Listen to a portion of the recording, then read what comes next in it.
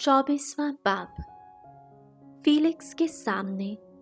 5 दिन के बाद हनन्याह काहिने आज़िम चंद बुजुर्गों और तरतुलुस नामी एक वकील को साथ लेकर आ पहुंचा और हाकिम के हुजूर पौलुस पर नालिश की। जब वो बुलाया गया तो तरतुलुस इल्ज़ाम लगाकर कहने लगा, हम तेरे वसीले से बड़े अमन में हैं और तेरी दूर अंदेशी से इस कौम के मुफाद के लिए इस्लाहात होती हैं।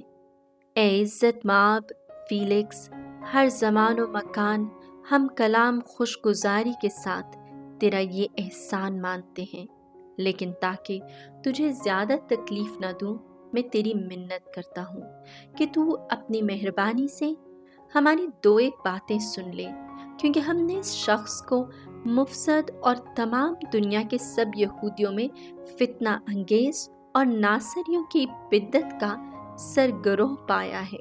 इसने हैकल को नापाक करने की भी कोशिश की थी और हमने इसे पकड़ा और चाहा कि अपनी शरीयत के मुताबिक इसकी अदालत करें, मगर लुसियास कायद आकर बड़ी ज़बरदस्ती से इसे हमारे हाथ से छीन ले गया और इसके मुद्दइयों को हुक्म दिया कि तेरे पास जाएं।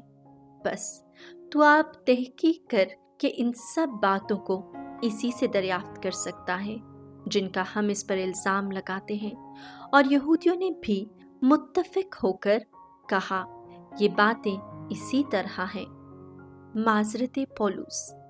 जब हाकिम से बोलने का इशारा पाया तो पौलुस ने यूं जवाब दिया, चूंकि मैं जानता हूं कि तू बहुत बरसों से इस कौम का मुंसिफ है, मैं तेरी बड़ी खातिर जमी से अपना उज़्र बयान करता हूँ, क्योंकि तू दरियाफ्त कर सकता है कि 12 दिन से ज़्यादा नहीं हुए कि मैं यरूशलेम में इबादत करने गया था और उन्होंने हैकल में मुझे किसी के हाथ बहस करते या लोगों में फसाद बपा करते ना पाया, ना इबादत खानों में, ना शहर में, और ना इन बातों को जिनका ये मुझ पर इल्ज़ाम लगाते हैं तेरे सामने साबित कर सकते हैं।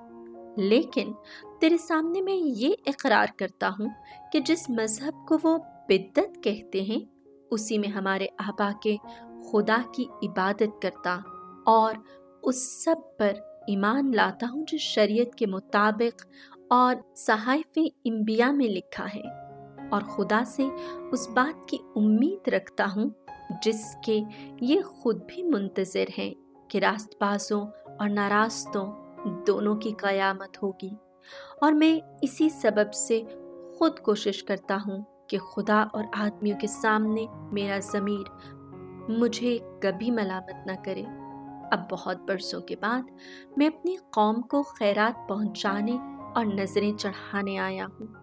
उन्होंने बग़ैर हंगामे या बलवे के मुझे तहारत की हालत में ये काम करता हैकल में पाया। हाँ, आसिया के चंद यहूदियों ने, जिन्हें चाहिए था कि तेरे हजूर हाजिर होते और अगर उनका मुझ पर कुछ दावा था तो नालिश करते या यही खुद कहें कि जब मैं अदालत आलिया के सामने खड़ा था तो मुझ में क्या बदी पाई थी, सिवाय इसी एक बात के कि मैंने उनमें खड़े होकर बुलंद आवाज से कहा था कि मुर्दों की क़यामत के बारे में आज मुझ पर तुम्हारे सामने मुकदमा हो रहा है। फेलिक्स ने, हालांकि वो इस मज़हब से खूब वाकिफ था, उन्हें ताख़ीर में डाला और कहा, जब लूसियास कायद आएगा तो मैं तुम्हारे मुकदमा का फैसला करूँगा। और सूबेदार को हुक्म दिया कि इसकी हिफाजत तू कर, लेकिन इसे आराम से रख और इसके खैर खाहों में से किसी को उसकी खिदमत करने से मना मत कर। और चंद रोज़ के बाद फेलिक्स अपनी बीवी दुरुसिला को, जो यहूदन थी, साथ लेकर आया और पौलुस को बुलवाकर उससे मसीह यस्सु के दीन की कैफियत सुनी। मगर जब वो रास्तबाजी और इफ़्फ़त और आइंदा अदालत का बयान कर रहा था तो फेलिक्स ने दहशत खाकर जवाब दिया कि अब तू जा, फुर्सत पाकर तुझे फिर बुलाऊंगा। और उसे ये उम्मीद भी थी कि पौलुस से कुछ रिश्वत मिलेगी। اس لیے اسے اکثر بلاتا اور اس کے ساتھ گفتگو کیا کرتا تھا۔